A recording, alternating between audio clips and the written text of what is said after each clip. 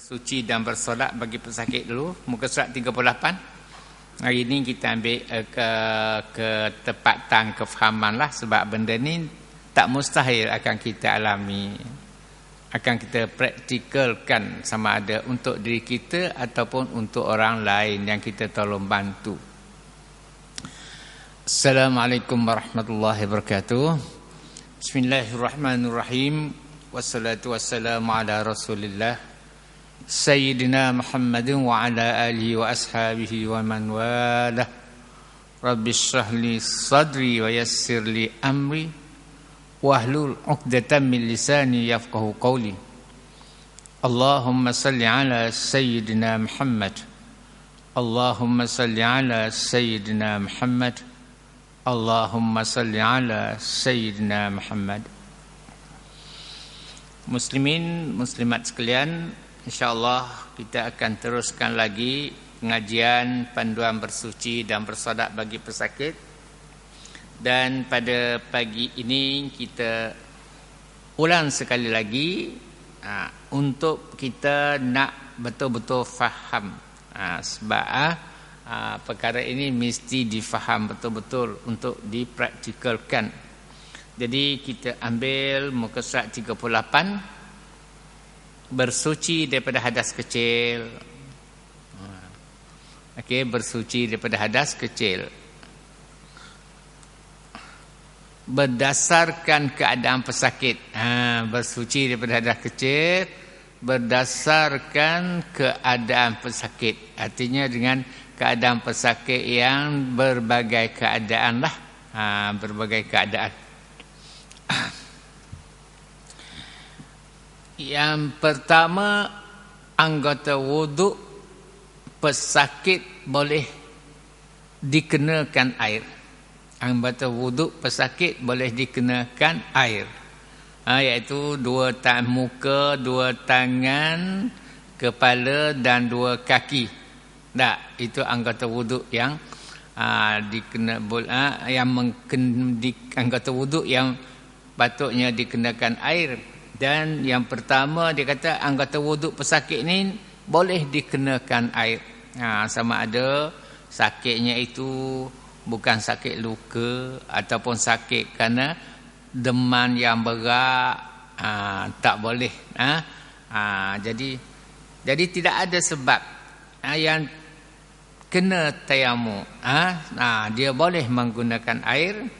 Iaitu dia kata satu, jika semua anggota wuduk boleh dikenakan air, iaitu anggota wuduk kita muka, dua tangan hingga dua siku, kepala dan dua kaki hingga kepada buku lali. 4 anggota saja.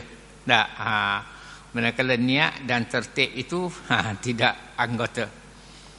Jika semua anggota wuduk boleh dikenakan air, kita pergi kepada kita sakit lah. Sakit yang tidak membabitkan kepada luka, tetapi sakit yang berat. Sakit yang berat, tidak terlibat dengan luka, tidak membabitkan dengan luka pada anggota wuduk itu. Dan pesakit mampu berwuduk. Pesakit pula mampu berwuduk, iaitu boleh mengambil wuduknya. Mampu berwuduk, boleh mengambil wuduk. Hendaklah berwuduk dengan sempurna seperti biasa. Mengambil wuduk seperti biasalah.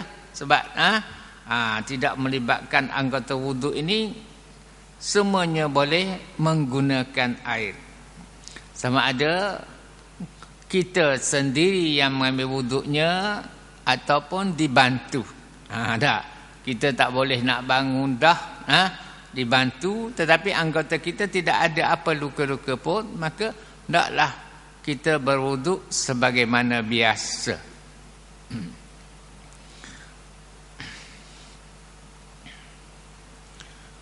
Itu sama ada kalau dah sakit terletan tu, berwuduk nak jiruf macam biasa, rasa payah dah, gunakan spray lah. Gunakan spray.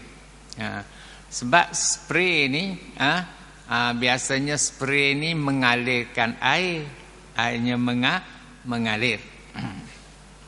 2. jika semua anggota wuduk boleh dikenakan air.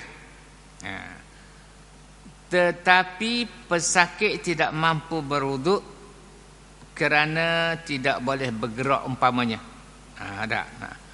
Anggota boleh kena air, tetapi tak boleh nak pergi ambil wuduk. Tak boleh nak pergi ambil wuduk. Contoh kita di ward hospital lah. Umpamanya kita di ward hospital. Semua anggota wuduk boleh kena air. Tidak terlibat dengan luka pada anggota wuduk. Tetapi pesakit tidak mampu berwuduk kerana tidak boleh bergerak umpamanya. Contoh kita di hospital lah. Di hospital. Di hospital kebetulan masuk waktu zuhur, tidak ada pelawat yang datang pada masa itu. Kita nak ambil wuduk, nak sembahyang zuhur. Tak. Jadi apa yang perlu dibuat? Apa yang perlu dibuat? Hendaklah mendapatkan seseorang yang boleh membantu wudukkannya. Ni maknanya ada yang membantu. Umpama di rumah di rumah pun begitu juga, tak boleh nak bergerak, ataupun di hospital. Hendaklah mendapat seorang yang boleh membantu mewudukkannya. Tapi yang lebih selamatnya, kalau orang yang membantu ni sebab kita sakit dah, duduk terletang, maka menggunakan spray lah. Spray lagi selamat lah. Kalau tidak basah baju habis pula. Tak, bukan tak sah, tapi untuk menyelamatkan. Daripada basah tempat kita, sedangkan kita nak beredar, nak apa, tak boleh dah. Berwuduklah dengan menggunakan spray walaupun dibantu oleh orang yang membantunya. Menggunakan spray adalah lebih baiklah.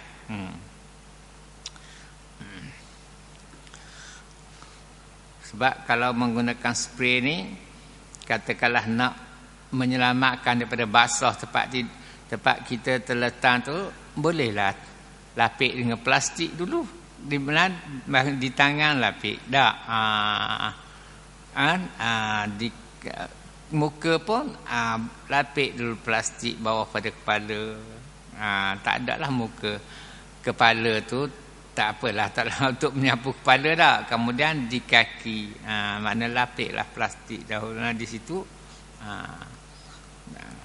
Dalam keadaan lapik pun hendaklah kita semasa spray tangan atau kaki tu kena kat sikit. Kalau tidak air duduk belah, tak boleh biar air tu jatuh. Biar air itu mengalir jatuh atas plastik. Bukan kata letak tangan berplastik bawah, letak tangan spray. Jadi capulah mula mustaq jadi mustakmal pula. Nakak juga. Nakak jugalah tangan tu. B. Jika tiada siapa yang mewudukkannya. Katakanlah kita duduk di hospital. Biasanya tengah hari hak zuhur ni memang tak ada marilah. Anak-beranak pelawak ni tak ada mari datang. Hendaklah jika tiada siapa yang mewudukkannya, sedangkan ia mampu bertayamu. Bagi kita orang yang memang taat dengan sembahyang, dia pergi hospital tu bawa dah, beli dah debu tayamu tu, dia cadang dah. Tak mungkin setiap hari ada orang datang melawat ni. Tak. Kalau pun maknanya anak pun hak tunggu-tunggu dah nak kerja juga. Begitulah mana sebagai ingatan. Contoh kita lah, bila kena masuk wak, kena belilah alat tayamu tu, cadangan, supaya takut tak ada orang yang nak tolong membantu dah. Jika tiada siapa yang mewudukkannya, sedangkan ia mampu bertayamu, mampu termasuklah boleh buat dan mempunyai alat tayamu. Tak. kalau boleh buat tayamum tapi tidak ada alat tayamum, tak mampu juga kan. Jika tiada siapa yang memwudukkannya sedangkan dia mampu bertayamum, hendaklah dia bertayamum. Makna tindakannya hendaklah dia bertayamum. Sebab tidak ada orang yang nak membantu mengambil wuduk. Jadi maknanya dengan wuduk dengan air diutamakan dahululah. Kalau tak boleh dengan air, barulah bertayamum. Jika tiada siapa yang mewudukkannya dengan dia,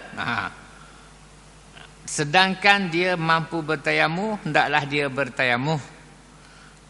Okey. Jika dah sama ada berwuduk atau bertayamum. Tayamum ialah untuk mengharuskan sembahyang. Jadi bagaimana dengan sembahyang? Dan bila dah bertayamum, tidak berwuduk pun, dengan tayamum pun, maka sembahyang itu tidak perlu lagi diulang. Itu yang pentingnya kita ambil fahaman. Jika tiada siapa yang mewudukkannya sedangkan dia mampu bertayamum, hendaklah dia bertayamum. Tapi bagaimanakah solatnya? Solat kita perlu diulang atau tidak? Tidak perlu lagi diulang. Sebab tayamum wuduk dan wuduk untuk mengangkat hadas, dan tayamum untuk mengharuskan sembahyang. Jadi sembahyang yang dilakukan walaupun dengan bertayamum, berarti sembahyang itu tidak perlu lagi diulang. Ini yang kita nak ingat ni. Tak perlu lagi diulang. C. Jika tidak mampu bertayamum. Ni hospital lah ni. Jika tidak mampu bertayamum, hendaklah solat tanpa tayamum. Ingat, kena solat wajib ditunaikan. Sama ada wuduk, tak ada tayamum, wajib ditunaikan. Jika tidak mampu bertayamum, hendaklah solat tanpa, kena solat juga. Walaupun tak ada orang nak tolong tayamum kita pun, tak ada alat pun, kena solat juga. Solat tersebut hendaklah diulang setelah sembuh. Sebab kita bersolat tanpa wuduk dan tanpa tayamum. Bila solat tanpa wuduk dan tanpa tayamum, maka solat itu hendaklah diulang. Kalau salah satu sama berwuduk memang dah. Kalau bertayamum sahaja pun, solat itu tidak perlu lagi diulang. Sebab tayamum itu untuk mengharuskan solat. Tapi kalau hak tak ada, tak ada kedua-duanya, nak ambil semayang lagi lah tak boleh bangun ni. Nak ambil tayamum pun tak ada alat tayamum. Maka waktu sudah masuk, solat wajib ditunaikan. Jadi solat dengan tidak ada wuduk dan bertayamum ni, maknanya hukumnya hendaklah diulang setelah sembuh. Boleh dah? Tapi kalau tayamum ada, bersolat dengan tayamum tidak perlu ulang. Sebab tayamum itu untuk mengharuskan sembahyang. Habis. 3.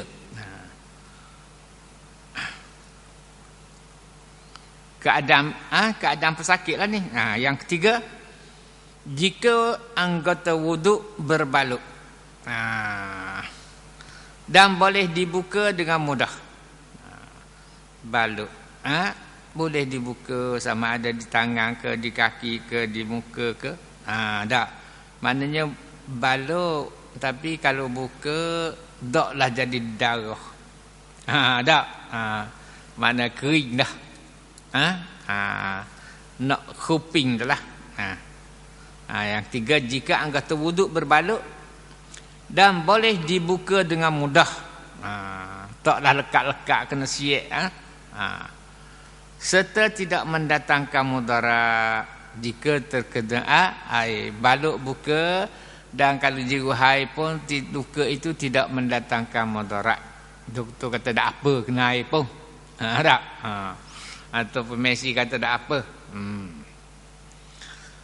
Hendaklah berwuduk dengan sempurna seperti biasalah.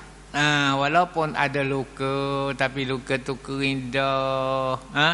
Balut boleh buka, tak lekat-lekat dah.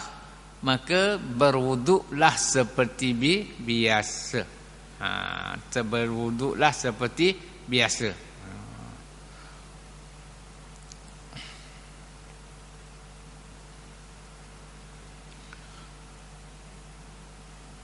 Itu jika anggota wuduk berbalut dan boleh dibuka dengan mudah serta tidak mendatangkan mudarat. Jika terkena air, hendaklah berwuduk dengan sempurna seperti biasa. Artinya tidaklah maknanya bertayamum dulu. Ada kena wuduk dulu. Boleh berwuduk, maka tak payah jangan pitah dengan tayamum.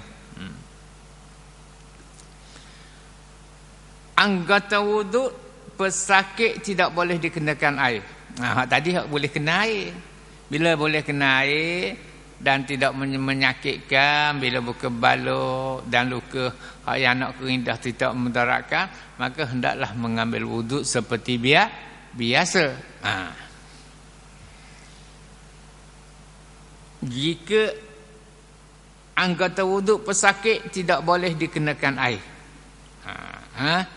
Anggota wuduk pesakit tidak boleh dikenakan air, iaitu anggota wuduk tidak berbalut lah.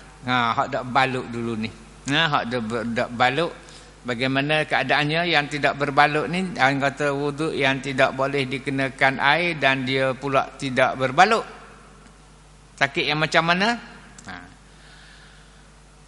Jika semua anggota wuduk pesakit tidak berbalut dan semuanya tidak boleh dikenakan air, seperti melecur, kena air panas, kena api tak, jadi gelembung-gelembung tak, jadi gelembung. Kalau bagi jiru air, hak gelembung saat ni jadi pecah, jadi melecur habis pula. Meletup-meletup jadi pecah. Tak. Lagu mana tindakannya?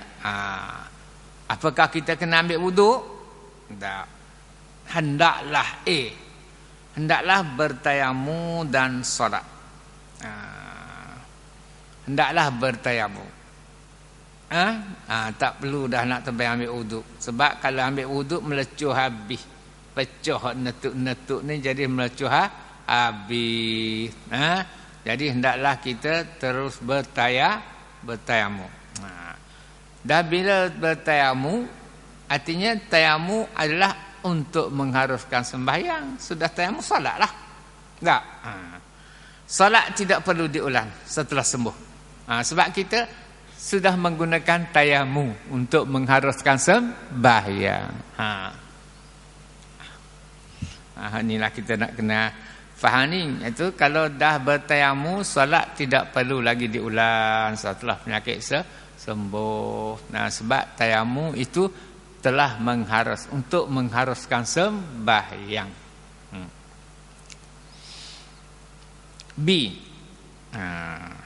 Jika tidak boleh bertayamum, doktor kata tak boleh, air tak boleh, nak tapek debu pun tak boleh ni. Kalau cama debu, doktor katanya pecah juga, salah pecah jadi tak lambat baik pula luka ni. Iaitu doktor dah bagi perakuan bahawasanya tidak boleh bertayamum. Hak penyakit netuk tadi. Hak tadi boleh netuk tadi. Mana boleh tayamum. Kau ni yang kedua, hak penyakit ni tak boleh juga bertayamum. Dan disahkan oleh pegawai perubatan. Jadi maknanya wuduk hendaklah salat tanpa tayamum. Maknanya kita salat dengan tidak dengan berwuduk dan tidak dengan bertayamum lah ni. Sabi tak? Tidak dengan berwuduk dan tidak dengan bertayamum. Solat tetap mesti kena dirikan. Tak boleh nak tinggal sekali akal berfungsi. Sebagai menghormati waktu, solat ini hendaklah diulang setelah sembuh. Sebab kita solat tanpa wuduk dan tanpa tayamum. Kalau sudah ada salah satu berwuduk ke bertayamum ke, maka tak perlu diulang lagi. Tapi kalau solat tanpa wuduk, tanpa tayamum, solat tetap kena dirikan. Maka setelah sembuh kena solat sebagai menghormati tayamum, sebagai menghormati waktu. Solat itu hendaklah diulang setelah sembuh. Solat itu tidak hendaklah diulang setelah sembuh.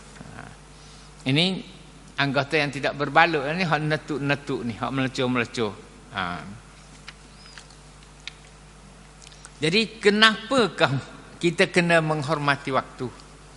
Kenapakah kena solat juga dikatakan solat menghormati waktu? Kenapakah kita kena menghormati waktu? Kerana kita tak dapat dipisahkan dengan waktu. Sebab sepanjang hidup kita ni, selagi hayat di kandung badan katanya memang tak dapat nak dipisahkan dengan waktu. Bila masuk waktu zuhur, sampailah waktu zuhur, masuklah zuhur. Sampai waktu asar, masuklah asar. Yang wajib diwajibkan ke atas kita. Kenapa kena hormat waktu? Sebab kerana kita tak dapat dipisahkan dengan waktu. Masuk zuhur, maka wajiblah kita dengan sebab masuknya waktu zuhur, makalah wajib kita solat zuhur. Dengan sebab masuknya waktu asar, maka wajiblah ke atas kita solat asar, dan begitu seterusnya. Jadi dalam waktu itu ada nafas-nafas. Dalam waktu itu ada nafas-nafas untuk mengingati Tuhan. Untuk mengingati Tuhan. Selagi ada nafas, selagi itulah kita dapat mengingati Tuhan. Karena itu ia perlu dihormati. Karena itulah waktu itu perlu dihormati. Sebab kerana kita tak dapat nak dipisahkan dengan waktu. Kerana kita tidak dapat nak dipisahkan dengan waktu. Dan dalam setiap waktu itu kita ada nafas-nafasnya. Kita masih bernafas. Kita masih bernafas. Bila ada nafas untuk apa? Untuk mengingati itu, untuk mengingati Tuhan. Jadi kerana itulah waktu itu perlu dihormati, perlu dihormati.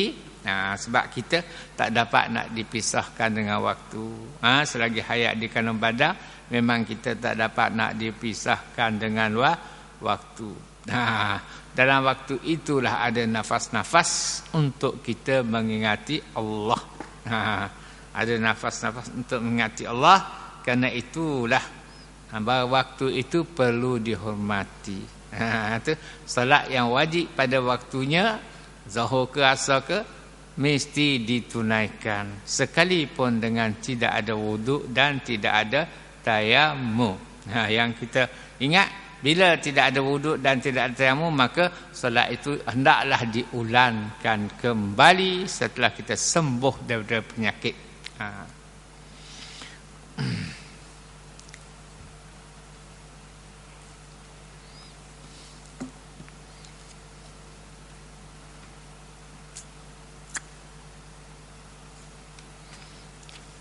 Dua, muka 39.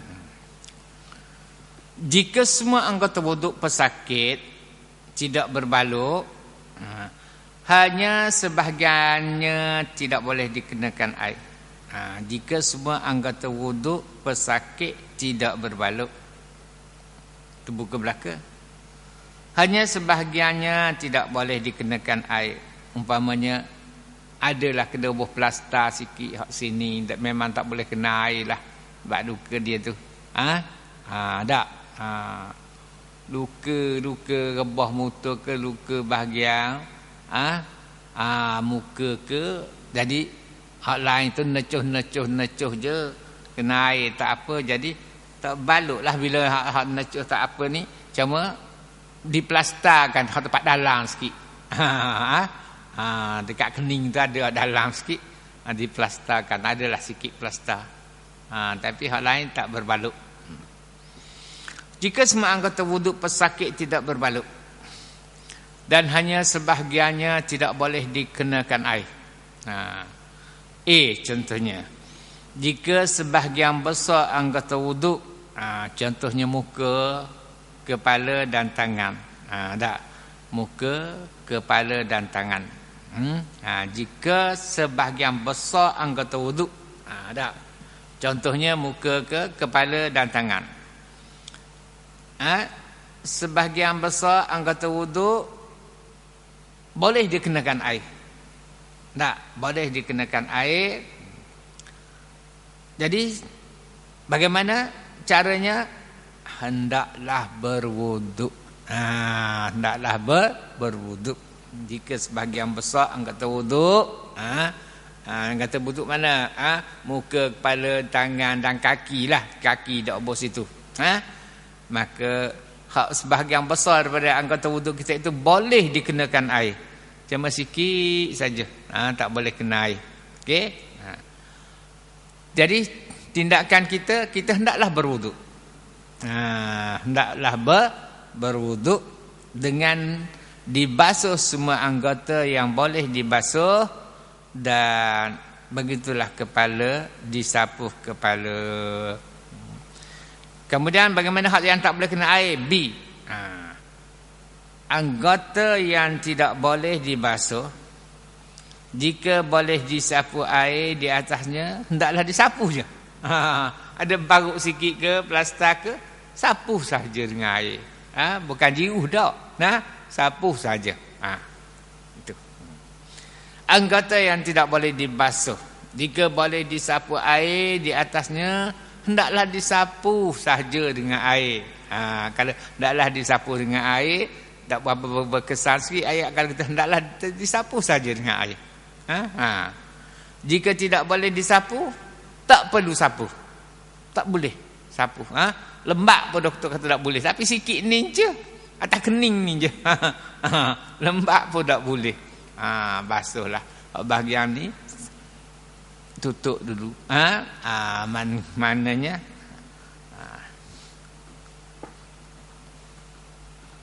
tidak perlu disapu, tak boleh. Kemudian dah sempurna wuduk, tunaikanlah solat. Dah tunaikanlah solat tersebut, dan solat tersebut tidak perlu diulang sebab kita telah berwuduk. Hanya sedikit tempat tidak boleh dikenakan air, diberi talfik, diberi kemudahan. Tak perlu basuh. Kalau boleh sapu, sapu saja. Kalau tak boleh sapu, tak boleh sapu, tak ada masalah dah, sebab air itu mengalir di atas. Kalau kita sapu kena air dah. Tak kena, tak boleh juga kena sapu pun tak boleh juga atas hak tu. Mana tempat dah lain rata dah dengan air wuduk. Tempat lain, tempat yang tak luka tu, maka kita solatlah. Oleh kerana sedikit saja tempat yang tidak boleh dikenakan air, sedangkan semua anggota lain dah sempurna dah, maka solat kita tidak perlu diulang. Itu maksud. B dah. Anggota yang tidak boleh dibasuh, jika boleh disapu air di atasnya, hendaklah disapu dengan air. Jika tidak boleh disapu, hendaklah tidak perlu sapu. Kemudian seterusnya, tunaikanlah C. Lepas pada itu tunaikan solat, dan solat tersebut tidak perlu diulang. Sebab dikirakan kita telah berwuduk dah. D.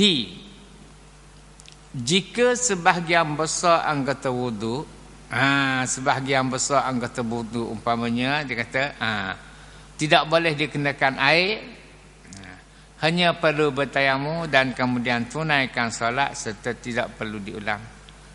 Kalau jika sebahagian besar anggota wuduk tidak boleh dikenakan air, umpamanya tak tangan, lengan sebelah tangan, sebelah lengan tak, ataupun kaki sebelah kaki, maka tak payah ambil wuduk lah, terus dengan tayamum lah, terus dengan tayamum lah. Jika sebahagian besar anggota wuduk tidak boleh dikenakan air, umpamanya sebelah tangan tu sampai ke sikunya baluk, tak, biasalah patah-patah tak, ataupun kaki habis ujung kaki, ujung jari sampai ke buku lali, sampai ke betis belik tak. Kalau keadaan begitu, jika sebahagian besar anggota wuduk tidak boleh dikenakan air, hendaklah hanya perlu bertayamum, tak perlu dah tebal-tebal nak ambil wuduk, terus bertayamum maksudnya. Terus bertayamum dan kemudian tunaikan solat. Oleh kerana kita tunaikan solat dengan keadaan dengan bertayamum, maka solat tidak perlu diulang. Tidak perlu diulang.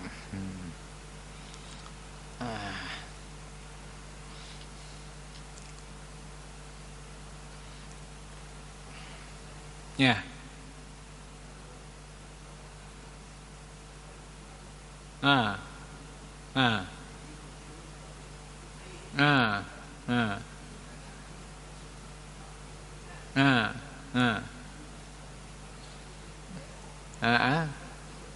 Dulu hak learning tak payah sapu je.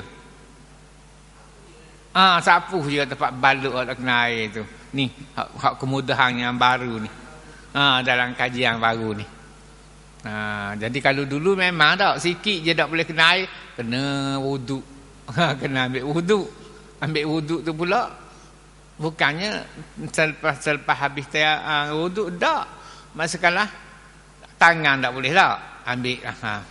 Kemudian lah. Tinggal bagian tu ambil tayamum dulu pula, barulah boleh sapu kepala dan basuh kaki. Dululah mana.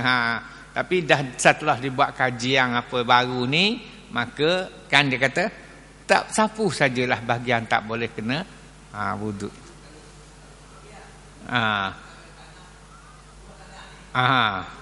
Semua tak? Okey.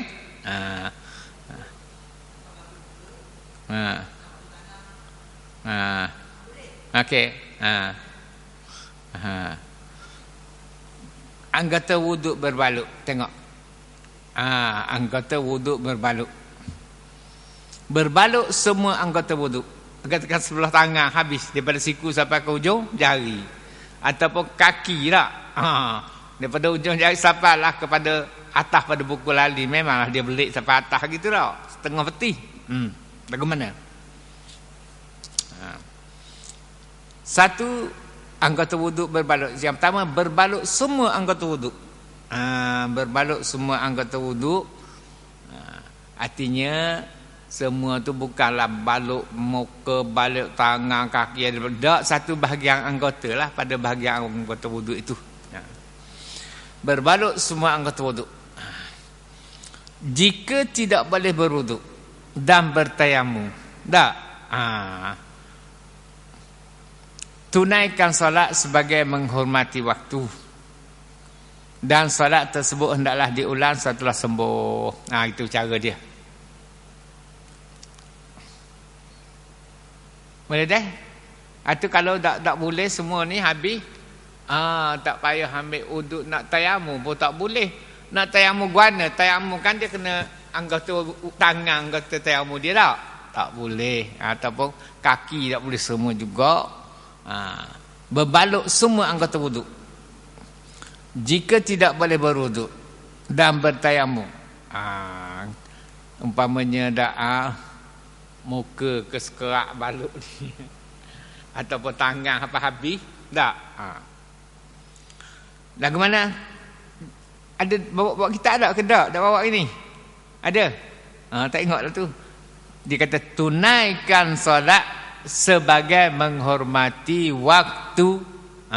Tindakan kita tunaikan solat sebagai menghormati waktu, dan solat tersebut hendaklah diulang setelah sembuh. Sebab wuduk tak ada, tayamum pun tak ada, maka solat kita hanyalah menghormati waktu, maka solat itu hendaklah diulang setelah apabila sembuh.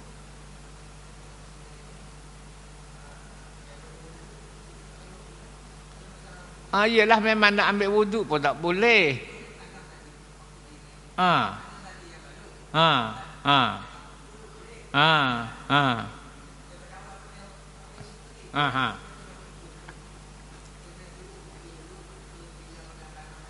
Ha. Tengok kita tengok lagi sampai ke habis bahagian dia. Takut jumpa. Berbaluk sebahagian muka sahaja. Kalau baluk sebahagian muka saja. Basuh sebahagian muka yang boleh dikenakan air beserta niat wuduk lah. Saja aku mengambil wuduk tak? Dan kemudian sapu air di atas pembaluk. Tak? Jika mendatang sapu pun mendatangkan mudarat juga, tidak perlu sapu. Kita faham di situ dah. Maknanya ni muka lah, sebahagian muka berbaluk tak. Dia ambil baluk, mungkin sampai ke tangan dia bagi anggota tu. Yang anggota wuduk yang pertama muka lah. Tak. Katakanlah basuh bahagian muka yang boleh dikenakan air serta niat wuduk. Dan kemudian sapu air di atas pembaluk. Lepas pada basuh bahagian tu, baluk ni sapuhlah air di atas pembaluk. Jika mendatangkan mudarat, tidak perlu disapu. Kalau sapu pun tak boleh juga. Katakanlah tak boleh juga jadi meresak apa. Kalau naik kat kira baluk ni tebal tau. Tapi dia buat juga anlayan sekiranya baluk, sapu di baluk pun tak boleh juga. Tak. Tidak perlu dia mendatangkan mudarat, tidak perlu disapu.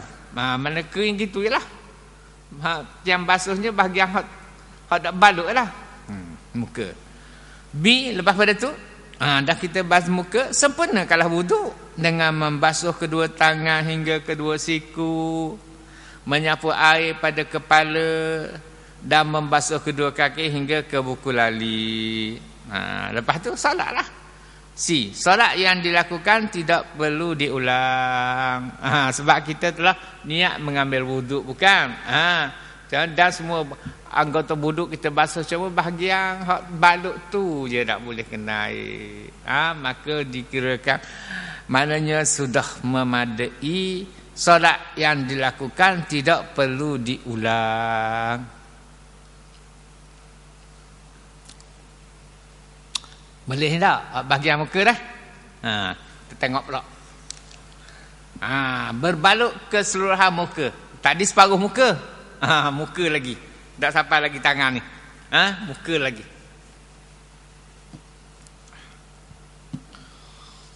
Berbaluk keseluruhan muka. Habis.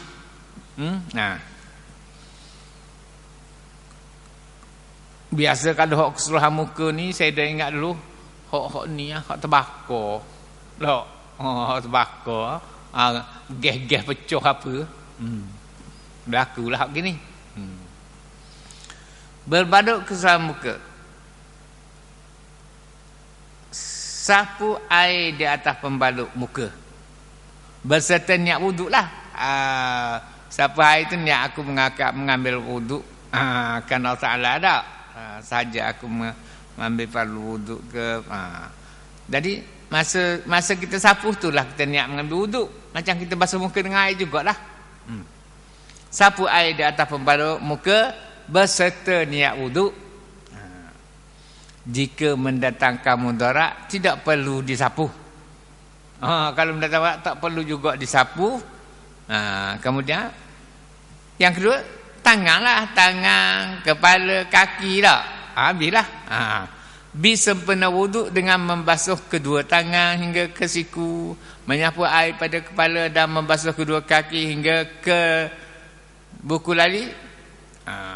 Solat yang dilakukan tidak perlu diulang. Sebab tadi kita telah niat mengambil wuduk. Masa sapu muka, sapu di atas pembalut tu kita telah niat mengambil wuduk. Berarti dan semua anggota lain yang boleh kena air tu kita membasuhlah, kita berwuduk dengan air belaka, maka solat itu tidak perlu diulang. Okey. Kemudian tangan pula. Berbalut sebahagian tangan. Tangan hak banyak berlaku tau. Rebah-rebah apa ni? Berbalut sebahagian tangan. Basuh. Pertama ambil wuduk kita, muka lah dulu kan. Basuh muka berserta niat wuduk lah. Saja aku ambil wuduk ke makap perlu wuduk ke tak? Lepas tu sapu tangan. Yang kedua basuh tangan. Basuh bahagian tangan yang boleh dikenakan air hingga ke siku. Dan sapu air di atas pembalut. Mula basuh dulu hak tempat yang boleh kena air sampailah ke siku. Kemudian sapulah dan sapu air di atas pembalut. Jika mendatangkan mudarat tidak perlu disapu. Dibagi lagi kemudahan ni. Jika mendatangkan mudarat ni tak perlu disapu. Lepas basuh tangan, sapu dah tempat yang berbalut tadi. Sempurnakan wuduk dengan menyapu air pada kepala dan membasuhkan kedua kaki hingga ke buku lali. Kemudian solatlah. Solat yang dilakukan tidak perlu diulang. Sebab kena air belaka dah. Hak tu pun sapu dah. Balut tadi. Solat tidak perlu diulang. Yang kita nak faham ambil hukum dia lah, solat kita tidak perlu diulang. Okey. Ini berbalut sebahagian tangan, atas kerak saja tak, sampai ke setengah lengan saja. Kalau berbalut keseluruh pula, sampai ke siku. Tak. Berbalut keseluruhan tangan. Sampai ke siku lah. Pertama basuh muka beserta dengan niat wuduk. Boleh gunakan penyembur jika boleh menggunakan penyembur air jika mampu. Jika mampu. Umpamanya seorang kita ni, aku ni seorang nak ambil wuduk ni. Kena pakai spray dah, tak ada orang nak tolong basuh-basuh dah. Okey. Spray muka dulu. Niat main wuduk tak?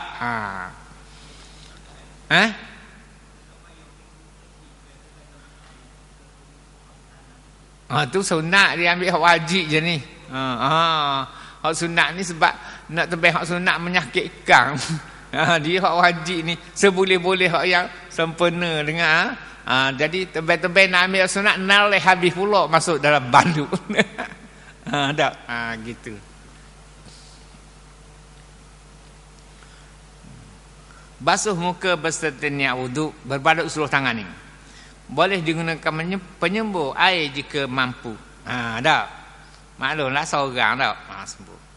B. Sapu air ke atas pembalut tangan jika mampu. Dan boleh minta bantuan sesiapa menyapukan air di atas pembalut. Jika mendatangkan mudarat, tidak perlu sapu pun. Tak? Rasa hak mendatang mudarat tak perlu sapu ni jarang dah. Maknanya sapu tu tidak menjadi sampai serak, sampai dalam tak? Sapu. Berlainan dengan jiru. Tak? Sapu air di atas pembalut tangan jika mampu. Dan boleh minta bantuan sesiapa menyapukan air. Minta turun sapu dah aku. Di atas pembalut. Sapu atas pembalut je. Jika mendatangkan mudarat tidak perlu disapu pun. Kemudian Sempurnalah wuduknya dengan menyapu kepala, membasuh kedua kaki hingga ke buku lali. Boleh menggunakan penyembur air jika mampu. Di solat yang dilakukan tidak perlu diulang juga. Sebab sebahagian besar anggota wuduk kita dah basuh dengan air. Hak tempat balut pun kita dah sapu dengan air. Yang pentingnya niat mengambil wuduk itu. Satu kemudahan kesenangan lah pada pembaharuan ni. Tak ni saya Datuk Ambok kata ni banyak hak pandangan Sayyidina Ali ni. Iyalah dulu ya dah. Mana memayahkan sangat. Kata kalau tayamu boleh sudah semua hak lain baru buat tayamu tak apa pula. Tak. Ni Waalaikumsalam. Ni maknanya kata Datuk Ambok sebahagian besar ni hak pendapat Sayyidina Ali lah ni. Dalam kitab ni.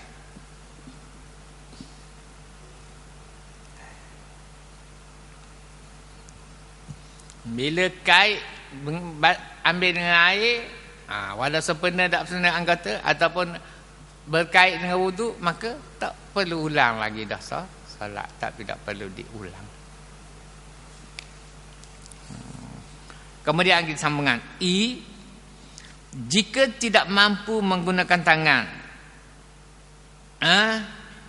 dan tidak ada siapa pun yang membantu untuk berwuduk, tak mampu nak gunakan tangan, tak ada orang nak datang tolong ambil, makanya hendaklah solat sebagai menghormati waktu dan perlu diulanglah. Bila solat dengan tidak ada wuduk, tidak ada tayammum, maka hendaklah diulang. Sebab solat kerana menghormati waktu, maka solat itu hendaklah diulang.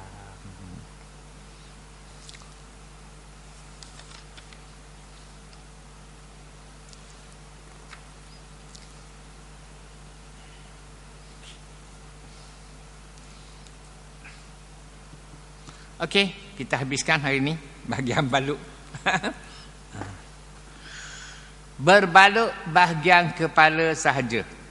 Ni hak baru hari ni. Hak baru hak ni atas tadi seluruh tu baca dah sekali, tapi tak berapa jelas juga lagi kan. Nak ingatnya. Setelah kita dapat ambil keputusan bila dengan berwudu ataupun bertayamu kita solat dalam keadaan mana pun, maka tidak perlu diulang.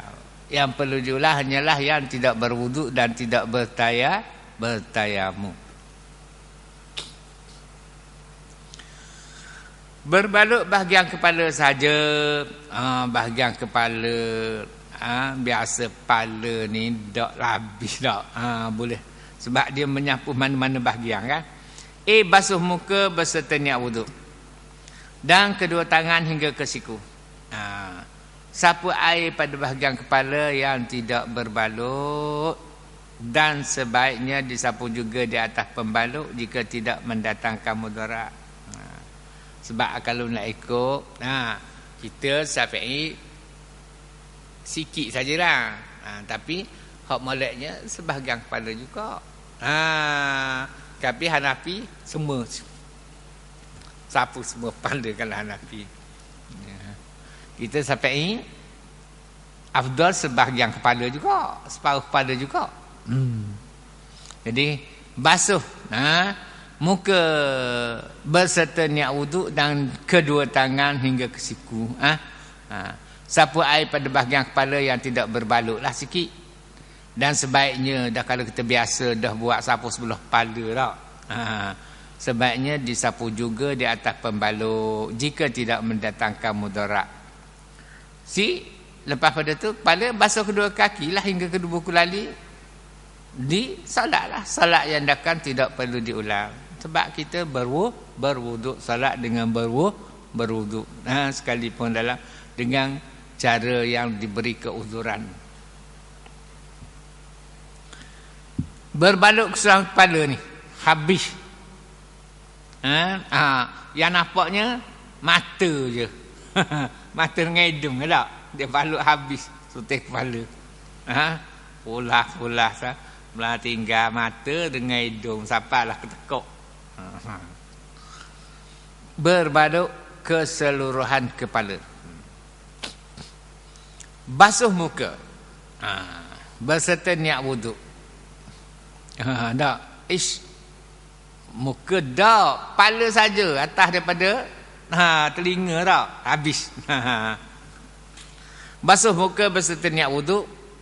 Dan kedua tangan hingga ke siku. Kemudian sapu air di atas pembalut kepala. Semua tak ada bahagian basuh. Maksudnya sapu air di atas pembalut lah. Sapu air di atas pembalut kepala. Jika mendatangkan mudarat, tak perlu disapu juga. Jika mendatangkan mudarat ni, maknanya pekoh ni berandaian juga gitu. Kalau nak ikut kira pada adanya, nak sapu sampai mudarat juga. Tak boleh kira lah, takut zaman dulu. Hak kena, kepala kena benda, kena kapok. Tak boleh lembak sikit rambut dah. Maknanya tak mustahil belaka lah. Syarat fiqhnya buat gitu. Sapu air di atas pembalut kepala. Jika mendatangkan mudarat, tak perlu sapu. Basuh kedua kaki hingga ke buku lali. Di solat yang dilakukan tidak perlu diulang. Sebab memang berwuduk dah, muka apa tak, tangan, kepala tu je sapu atas pembalut. Basuh. Kemudian anggota wuduk yang terakhir, kaki. Anggota wuduk yang terakhir ialah kaki. Berbalut sebahagian kaki. Atas purung lah. Atas purung kaki sampai ke jari ke, ataupun atas kurung kaki sampai ke tumit ke, sebahagian lah. Ada semua. Berbalut sebahagian kaki. Basuh muka berserta niat wuduk dan kedua tangan. Kemudian sapu kepala. Basuh bahagian kaki yang boleh dikenakan air hingga ke buku lali. Dah.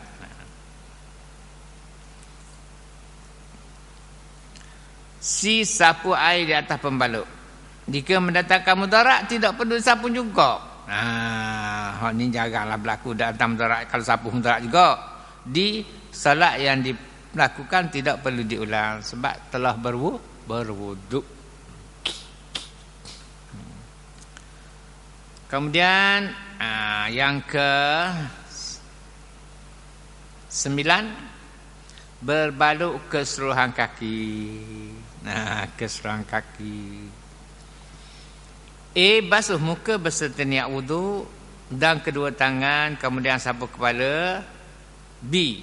Ada kaki semua berbalut, sapu air. Sapu sajalah. Sapu air di atas pembalut kaki hingga ke buku lali. Jika mendatangkan mudarat, tak perlu sapu juga. Beri juga hak tu. Solat yang dilakukan tidak perlu diulang sebab kita solat dengan berwuduk. Hari ni kita bahagian ni kita takat. Kemudian masuk pesakit yang saya rasa berhadah lah ni pula. Tu bab lain pula dah lah. Habis dah. Alhamdulillah. Ya dah tu. Mana kajian dibuat ni Jakim buat kajian sendiri pula ni. Ni hak keluaran Jakim. Mudahlah.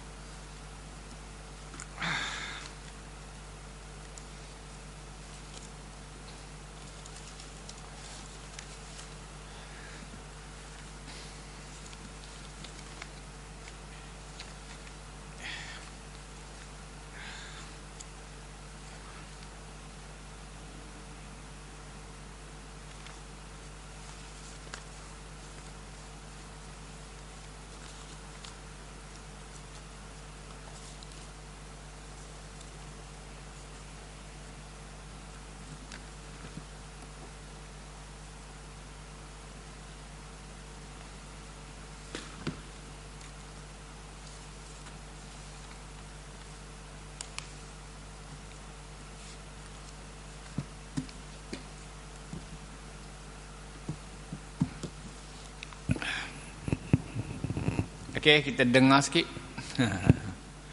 Kelebihan bulan Sa'ban.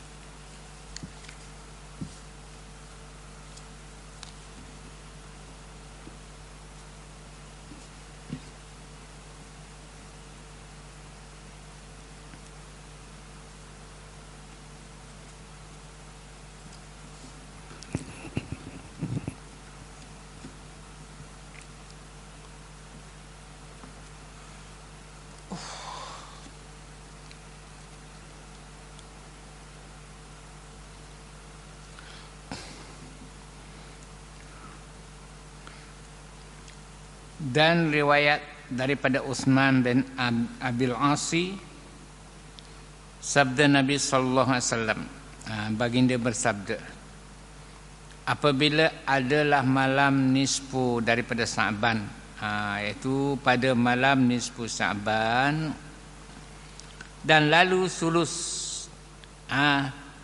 bila berlalu 1/3 malam,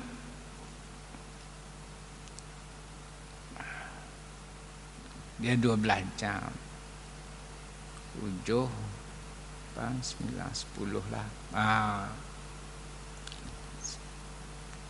Dalam satu, dan lalu sulus malam dalam pukul 10 ada. Turun Allah Subhanahu wa taala kepada langit dunia. Allah Subhanahu wa taala menghampirkan dirinya kepada hamba-Nya, sehingga sampai kepada langit dunia. Langit yang pertama lah, langit dunia ni. Jadi kita kata, jadi macam Allah Subhanahu wa taala bertempat pula, itu hak Allah Subhanahu wa taala lah, tak payah nak ada fikir. Yang kita ambil iaitu Tuhan itu datang hampir dengan hamba-Nya. Turun kepada langit dunia. Sebab apa tak boleh nak bawah lagi? Sebab dunia ni tempat kotor. Tuhan tidak boleh sampai kepada dunia. Sebab itulah Nabi Musa minta Allah Subhanahu wa taala tunjukkan dirinya. Dah umat dia ni minta sangat ni. Tuhan kata tengoklah pada bukit Turusina, pecah bukit. Sebab dunia itu tempat yang tak bersih, tempat yang tidak bersih. Tak apalah, itu sebagai makluman lah bahawasanya kenapa sampai langit dunia saja. Sebab lepas pada tu dinamakan dunia ni memang tidak layak untuk Allah Subhanahu wa taala menghampirkan dirinya.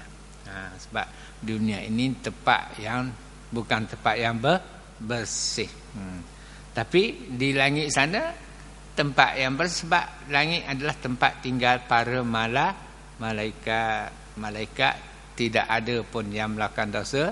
Kerja dia semata-mata beribadat dan taat kepada perintah Allah Subhanahu wa taala.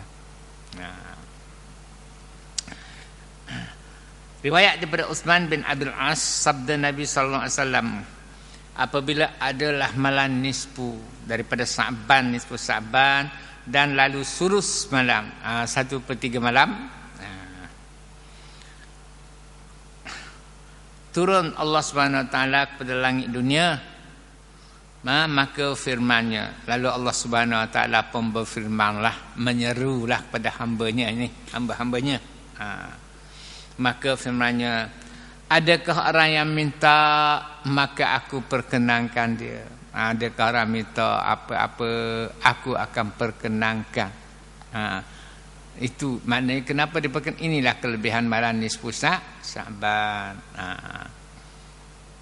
Adakah orang yang minta ampun maka aku ampunkan dia. Tak. Adakah orang yang taubat maka aku taubatkan dia atasnya. Begitulah Allah SWT bersama berfirman, menyeru. Jadi minta maka aku perkenankan itu, tak tahulah, Tuhan terima. Tapi bila nak diturunkan hak Allah SWT lah. Mungkin dalam keadaan cepat, mungkin berlambat, tak, mungkin tidak diturunkan ke dunia, tetapi disimpan untuk menjadi pahala di akhirat nanti. Pasal suruh minta, dia suruh minta. Kita mesti berdoa pada Allah SWT. Orang yang tidak berdoa tu dianggap sebagai orang yang sombong, seolah-olahnya tidak berhajat lagi kepada bantuan Allah Subhanahu Wa Taala. Ya. 1 sulus. Artinya kalau kita dalam pukul 10 lah.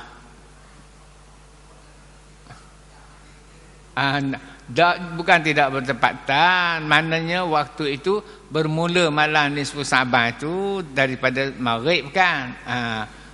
Tapi ruangnya itu dah masuk dah malam nisfu Sa'ban tu dah masuk dah. Cuma waktu Allah Subhanahu Wa Taala menyeru itu. Bukan tak bertepat naik belaka dah.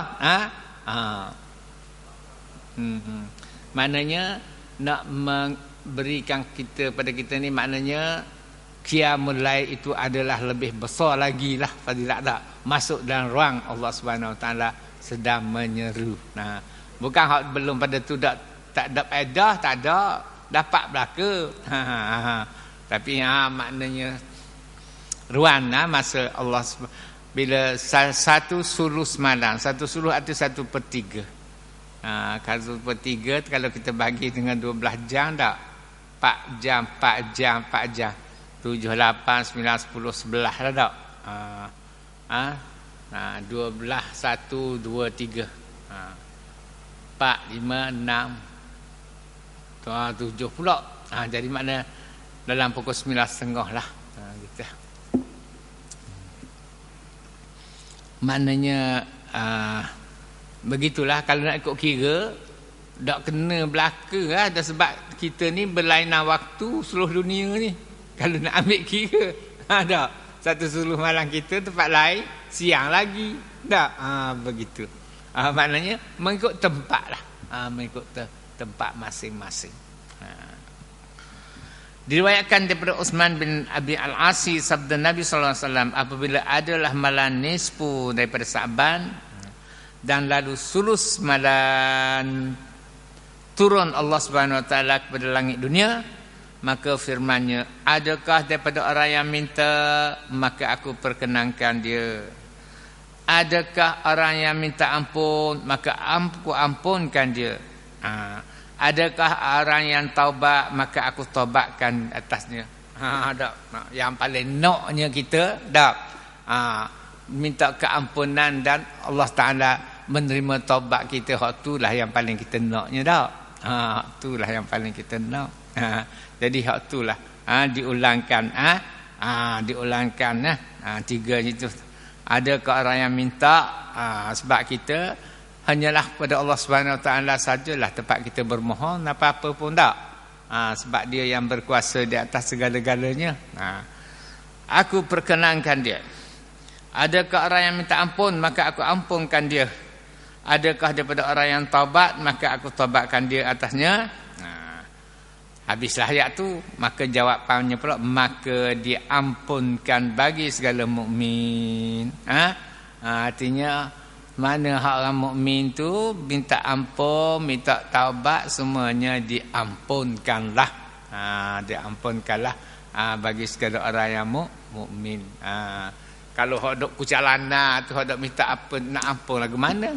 Dia pun tak nak dah. Tak nak dah. Diampunkanlah. Hak orang minta tu lah. Adakah orang yang minta? Adakah orang yang minta ampun? Adakah orang bertaubat? Tak.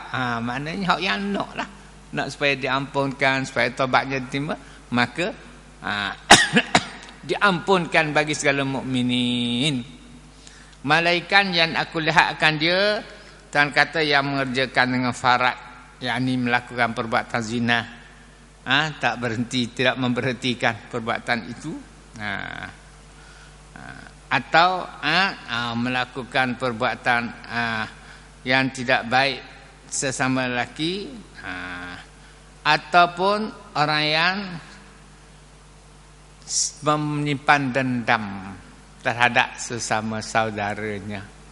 Ini banyak juga dendam-dendam ni pada sudah. Ataupun antaranya dan antara saudaranya sahnah, yakni ada dendam, marah pada hatinya. Hak pokok ni lah yang tidak diampunkan.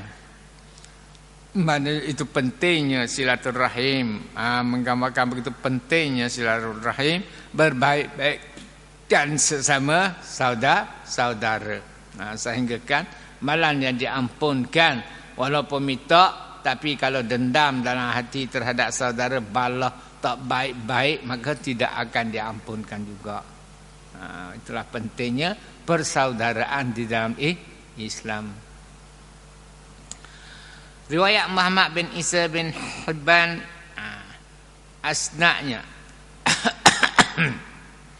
bahwasanya Abu Sa'id Al-Khudri, sahabat baginda lah, Abu Sa'id Al-Khudri radhiyallahu anhu, masuk ia kepada Aisyah. Masuk artinya dia pergilah, pergi ke rumah Aisyah. Kata Aisyah, Abu Sa'id, ceterakan olehmu akan daku dengan sesuatu yang kau dengar daripada Nabi sallallahu alaihi wasallam. Coba cerita ke aku. Aisyah kata, apa yang kamu dengar daripada baginda, cakapkan. Tak. Apa baginda beritahu? Katanya, lalu Abu Sa'id pun jawablah kepada Aisyah, aku ceterakan kamu dengan barang yang aku lihat akan dia. Aku boleh bagi tahu kepada kamu dengan apa yang aku lihat lah. Akan dia. Hak aku dengar daripada orang tak boleh nak khabar. Aku nak boleh rayak kemunya, aku tengok sendiri. Kata Abu Sa'id.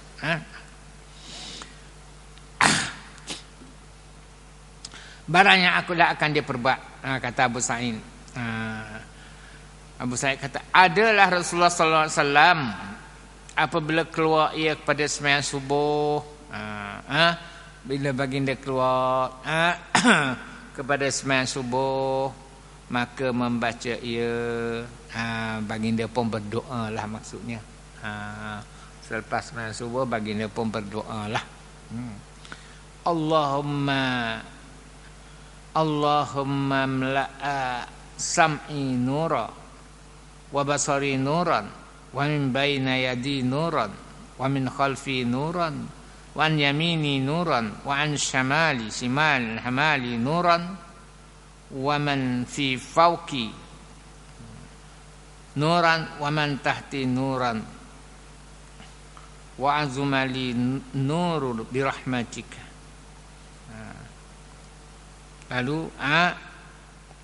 Lalu Aisyah pun kata, Aisyah pun bagi tahu pula lah kepada Abu Sa'id apa yang berlaku ke atas dirinya. Kata Siti Aisyah radhiyallahu anha, masuklah atasku Rasulullah sallallahu alaihi wasallam pada malam tu lah, malam nisfu Sa'ban tu, Rasulullah malam giliran aku lah, kita kata Rasulullah datanglah ke rumah aku, sebab malam tu malam giliran aku. Maka macam biasalah bila sama baginda pun duduk di sampingku, dia pun apalah ada kain dia tu, dua helai kain selimut dia satu, apa tepi tu, di tepi aku tak. Kain pakai dia tu mungkinlah wallahu alam lah, dua helai. Dua kainnya, kemudian belum lagi sempurna, tak ada pun apa kain, tak ada pun duduk duduk netang betul dan sempurna lah. Ada ia bahawa berdiri, terus baginda pun bangun semula. Baru nak rebah belakang, tak ada pun rebah belakang sempurna, baginda pun bangun semula, kata Aisyah. Bangun pula tu, berdiri ia memakai kedua kainnya, ambil pakai semula kain hak dia apa tadi. Maka mengambil akan aku cemburu yang sangatlah. Aku pun bila gitu sangat cemburu lah rasanya. Maklumlah, giliran kita tiba-tiba apa kain dadang belum jauh betul bangun semula pakai semula kain. Aisyah kata aku pun mengambil akan aku cemburu yang sangatlah. Sehingga sangkaku bahawasanya ia nak pergi pada setengah, aku sangka baginda nak pergi ke rumah bini-bini lain dah. Sedangkan ini giliran aku. Saya bagi tahu Abu Sa'id malam ni adalah giliran aku. Dan nak lari tu mungkin nak pergi kat lain tu. Maka Aisyah pun kata aku terus bekas bangun ikut belakang. Maka keluar aku ikut akan dia, dan ikut rupanya baginda pergi di perkuburan Baqi'. Kat Masjid Madinah di kubur Baqi'. Dulu bukan ada pagar dah. Nampak teruslah. Meminta baginda pergi Baqi' buat apa? Meminta ampun ia bagi segala mukminin dan segala mukminat dan syuhada. Baginda pergi berdoa di perkuburan Baqi'. Mana khosok sikit bila doa kepada si orang mati depan kubur tau. Tapi bukan untuk ahli kubur, segala mukminin dan mukminat, dan juga kepada semua syuhada tengah malam tu. Maka kataku dengan bapakku dan ibuku, lalu aku pun katalah kepada baginda lepas baginda doa. Aisyah ni dia memang manjalah, budak-budak tak. Kita kata kecil. Aku pun manja dengan aku pun kata kepada baginda. Dia royak ke Abu Sa'id, dengan bapaku dan ibuku, kalau kita demi mak ayah aku, tak. Engkau dalam hajat Tuhan engkau azza wa jalla, engkau keluar tadi pergilah menunaikan hajat Tuhan kamu. Apa maksud hajat Tuhan kamu tu? Kita dengar. Dan bahawasanya aku dalam hajat dunia. Sedangkan aku ni dengan hajat aku, hajat dunia aku denganmu. Maka berpaling aku. Lepas pada kata gitu, aku pun lari balik lah. Saya kata bagi tahu pada Abu Sa'id Al-Khudri. Maka berpaling aku masuk dalam tempatku, terus masuk tempat tidur aku. Dan bagiku nafas yang tinggi. Nak marah lagi ni. Nafas turun naik lagi dada aku ni. Semua nak marah sangat ni. Maka menghubungi ia akan daku. Lepas tu Rasulullah pun balik semula, mari semula. Dah giliran aku. Menghubungi ia akan daku Rasulullah sallallahu alaihi wasallam. Maka sabdanya, apa ini napah Aisyah? Napah apa ni? Siapa bergelombang dada ni kalau kita? Siapa bergelombang dada ni, turun naik ni. Maka sembahku, aku pun jawablah kepada baginda. Dengan bapaku dan ibuku, demi mak dan ayah aku, kalau kita, engkau datang akan aku, mun tak ni memari kepada aku, dan engkau hantarkan padaku dua kain. Apa dah dua kain kamu?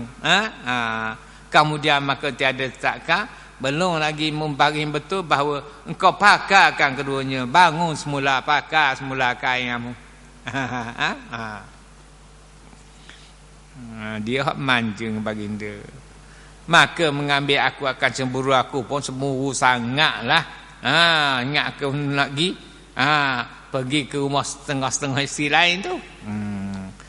Hingga aku lihatlah, aku pun ikut, aku lah hingga aku tengok kamu pergi ke perkuburan Baqi'. Engkau perbuatlah barang yang engkau perbuat. Kemudian apa? Di sana aku lihat kamu berdoalah. Kamu berdoa, buatlah. Itu di Baqi' aku tengok kamu buatlah apa yang kamu buat, berdoa kepada para mukmin dan syuhada pada sekaliannya. Lalu sabdanya, lalu baginda pun jawablah, ya Aisyah, adakah kamu takut bahawa menzalimkan Allah akan kamu dan Rasulnya? Kamu takut dah Tuhan menzalimkan kamu dan Rasulnya ini?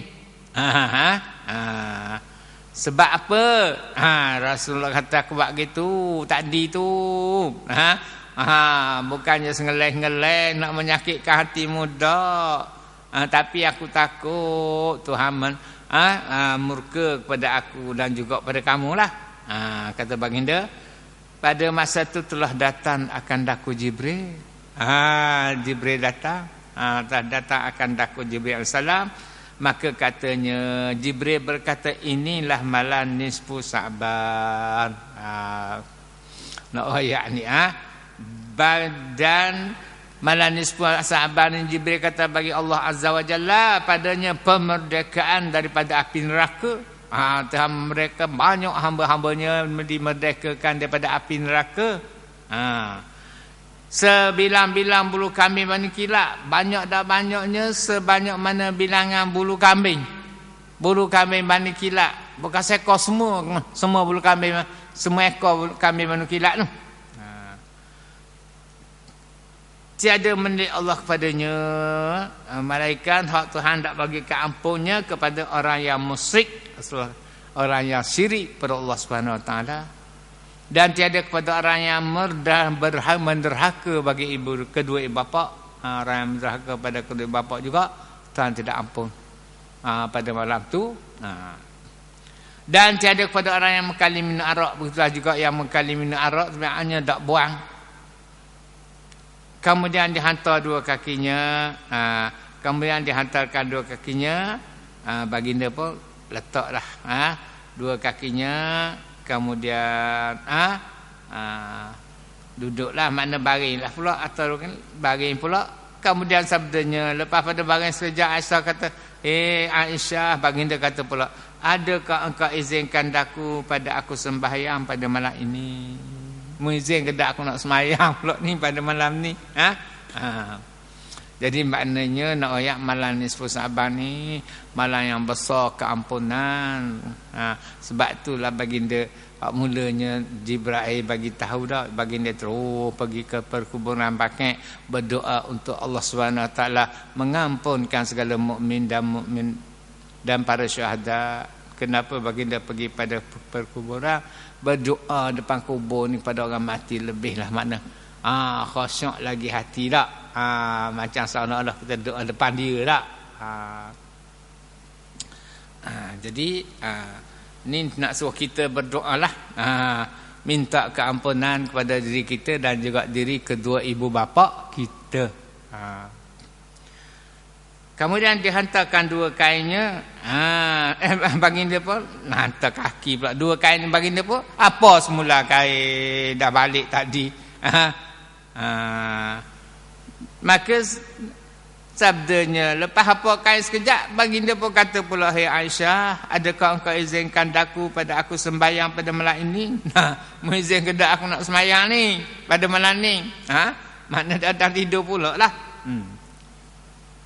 Sembahnya bahkan, lalu aku pun katalah, yalah, bahkan aku izin dengan demi bapakku dan ibuku. Maka berdiri, lepas ada aku izin kat baginda terus bangunlah mendirikan solat. Tak. Maka berdiri, kemudian maka sujud ia dengan sujud yang sangat panjang. Baginda sujud pada masa sujud yang amat panjang, sangat panjang, hingga aku sangka bahawanya telah dikobat. Aku sangka baginda telah diambil nyawa dah tengah sujud. Aku ingat baginda mati dah. Lama sangat baginda sujud ni. Aku sangka dia telah dikobatkannya. Nyawa baginda telah diambil dah ketika dia sujud. Maka pergi aku menutup akad dia. Aku ambillah kain tutup baginda. Duduk tengah sujud, sedang sujud dah. Dan bila tutup kain, aku pun hantarkanlah tanganku di atas perut dua kaki. Aku letak tanganku di atas dua tapak kaki baginda. Maka bergerak ia. Kemudian baginda pun gerak. Bila aku letak tangan, nak bagi tahu bahawa dia ni masih hidup lah karenanya. Bila dah baginda bergerak kaki, maka sukalah aku. Aku pun sukalah, gembiralah. Rupanya baginda tak mati lagi, kata Aisyah. Aku dengar, Aisyah nak rakyat ke Abu Sa'id, aku dengar baginda berbaca dalam sujudnya. Dalam sujudnya aku dengar baginda berkata, a'udzubika bi'afwika min iqabika wa a'udzu biridhaka min sakhatika wa a'udzubika min minka jalla wajhika la uhsi sana'an 'alaika anta kama asnaita 'ala nafsik. Baginda baca dalam sujud. Maka bila pagi esok aku bacalah depan dia. Baca dia baca tadi. Lalu sabda pun berkata baginda, "Hei Aisyah, engkau belajar akan dia." Mau dengar tadi, mau dengar dah, malam ambil selalu. Sahabat dengar sekali ingat selalu. Gitu juga ayat Quran. Kalau 2 kali baca, 3 kali tak ingat lagi, macam mana nak tinggal Quran ni?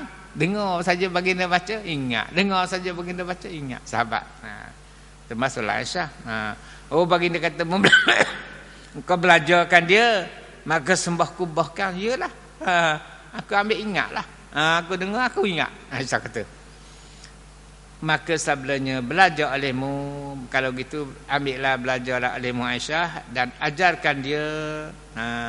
Kamu ajarlah kepada siapa-siapa pun. Maka menyuruh ia akan aku ulangkan dalam sujud. Maka menyuruh ia aku ulangkan dalam sujud. Dia suruh aku, kalau aku sujud, hendaklah baca ni. Aisyah rakyat kepada Abu Sa'id. Habislah. Maknanya malam nisfu Sa'ban ni baginda pun banyak berdoa kepada Allah Subhanahu Wa Taala. Baginda bukanlah berdoa untuk dia dah, untuk anak isteri dia, tidak, untuk para umatnya. Para umatnya.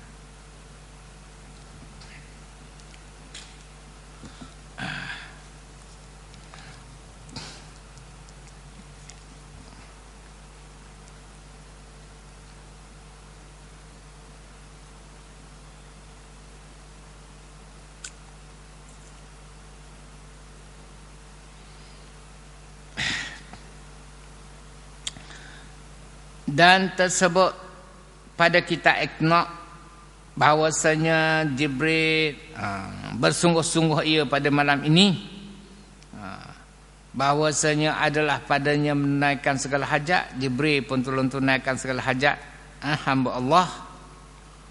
Maka bersungguh-sungguh Nabi sallallahu alaihi wasallam, begitulah juga baginda pun bersungguh-sungguh berdoa pada malam nisfu Sa'ban ini.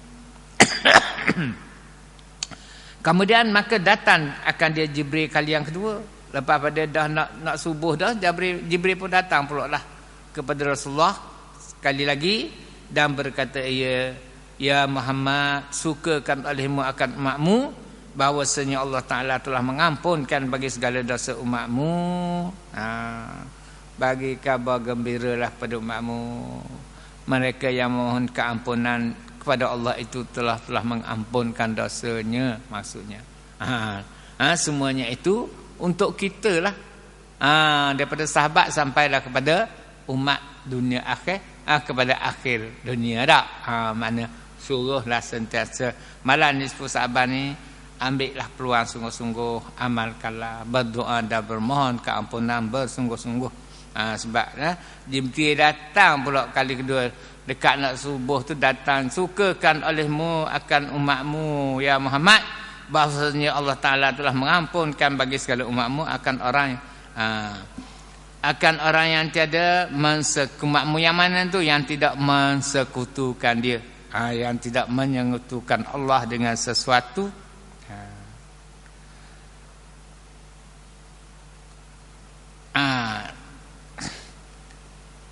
Kemudian katanya, angkatkan kepalamu.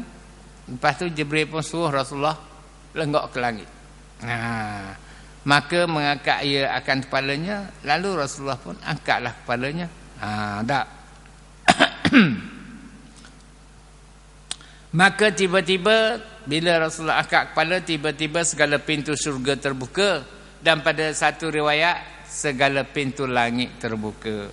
Tak, bila daripada atas terbuka artinya untuk turunlah segala rahmat atas ke bawah. Pintu langit. Di atas pintu yang pertama, malaikat menyeru kemenangan bagi orang yang rakaat pada malam ini. Orang sembahyang tak? Bersolat, bertahajud, bertasbih, solat tasbih. Di atas pintu yang kedua, malaikat duduk menyeru kemenangan bagi orang yang minta doa pada malam ini. Doanya dimakbulkan. Di atas pintu yang keempat, malaikat menyeru kemenangan bagi orang yang berzikir pada malam ini. Pahalanya berlipat kali ganda. Di atas pintu langit yang kelima, malaikat menyeru kemenangan bagi orang yang menangis kerana takut daripada Allah Subhanahu Wa Taala. Pada ini. Dan di atas pintu yang ke-6,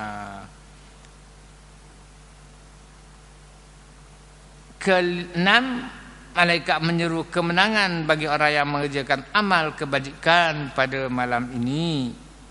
Dan di atas pintu yang ke-7-nya, malaikat menyeru kemenangan bagi yang meminta, maka diberinya akan pintanya. Semuanya itu nak suruh kita lakukanlah, berdoa, berzikir, bersolat, doa. Di atas pintu yang ke-8, malaikat menyeru ia, adakah orang yang minta ampun, maka aku ampun baginya. Maka kataku Jibril, kepada manakala, sampai bila, Rasulullah kata, sampai bilakah masanya Jibril, kepada manakala, sampai bila ada segala pintu itu terbuka? Katanya hingga naik fajar. Hingga naik fajar, artinya luas masanya. Masa mana pun kita ni berdoa, berzikir, bersolat, start daripada malam sampailah kepada terbit fajar. Nak bangun bertahajud masa mana, nak bangun bertaubat masa mana, semuanya masuk dalam lingkungan pintu langit terbuka. Pintu langit terbuka dan diterima apa-apa pun daripada hamba Allah. Kemudian berkata ia, lalu bahawasanya Jibril kata lagi, bahawasanya bagi Allah Ta'ala padanya permerdekaan daripada api neraka pada malam ini sebilang-bilang bulu kambing bani kilap. Kata Ka'abul Akhyar radhiyallahu anhu, dibangkitkan Allah Ta'ala pada malam nisfu Sa'ban ini akan Jibril kepada surga. Maka menyuruh akan dia bahawa bersiasnya dan berkata ia bahawasanya Allah Ta'ala memerdekakan hambanya pada malam kamu ini sebilang-bilang bintang di langit dan sebilang-bilang hari dunia dan malamnya. Itulah banyaknya pemerdekaan Allah Subhanahu Wa Ta'ala kepada hambanya daripada api neraka sebanyak-banyak bintang di langit. Tak? Sebanyak-banyak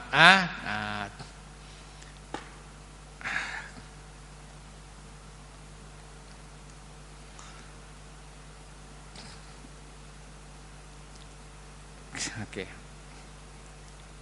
Dan tersurat dalam kitab Taurat, kitab Allah, kitab Taurat, kitab yang turunkan kepada Nabi Musa. Barang siapa membaca pada bulan Sya'ban, la ilaha illallah wa la na'budu illa iyyahu mukhlishina lahuddin walau karihal kafirun. Hak kita takbir raya. Lepas tu لا إله إلا الله ولا نعبد إلا إياه مخلصين له الدين ولو كره الكافرون. Maka dituliskan, barang siapa membaca doa ini, disuratkan Allah Ta'ala baginya ibadat 1000 tahun. Banyak itu hak Allah SWT. Banyaknya itu hak Allah SWT. Dia maha kaya, maha pemurah, maha mengasihani. Kita andai kalau hak dunia ni banyak mana pun tak ada tak ambuh. Nak sama dah. Banyak mana pun. Begitulah. Kalau hak akhirat pun biarlah rasa berminat. Lebih pada tu lagi lah. Nak sama. Tuhan nak beri tu lah. Andai yang kalau hak dunia ni tak ada orang pun tak ambuh dah. Semua nak. Nak projek besar ni, nak besar lagi, nak besar lagi.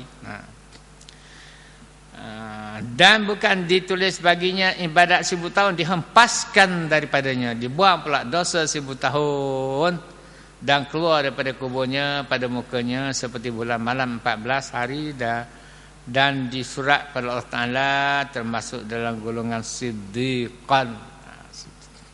Itu saja. Rasanya masa pun dah lebih dah tu. Lebih dah. Daripada yang sepatutnya. Alhamdulillah. Mudah-mudahan apa yang sama-sama kita usahakan ini, majlis ilmu yang merupakan satu taman daripada taman surga, mendapat keredaan dan payungan malaikat yang sentiasa mendoakan dan minta keampunan kepada orang yang mendirikan majlis ilmu ini, supaya diampunkan dan dirahmati oleh Allah. Amin ya rabbal alamin. Bismillahirrahmanirrahim. Alhamdulillahirabbil alamin. Hamdan yuwafi ni'amah wa yukafi'u mazidah. Ya rabbana lakal hamdu kama yanbaghi li jalali wajhika wa 'azimi sultanik. Allahumma salli ala sayyidina Muhammadin wa ala ali sayyidina Muhammad. Allahumma inna nas'aluka ridhaka wal jannah wa na'udzubika min sakhatika wan nar. Allahumma innaka afuwwun karimun tuhibbul afwa fa'fu 'anna wa 'an walidina masyayikhina wa jami'al muslimina wal muslimat wal mu'minina wal mu'minat min masyarikil ardi ila magharibiha. Allahumma barik lana fi Rajabin wa Sa'banin wa ballighna Ramadana. Amin ya rabbal alamin.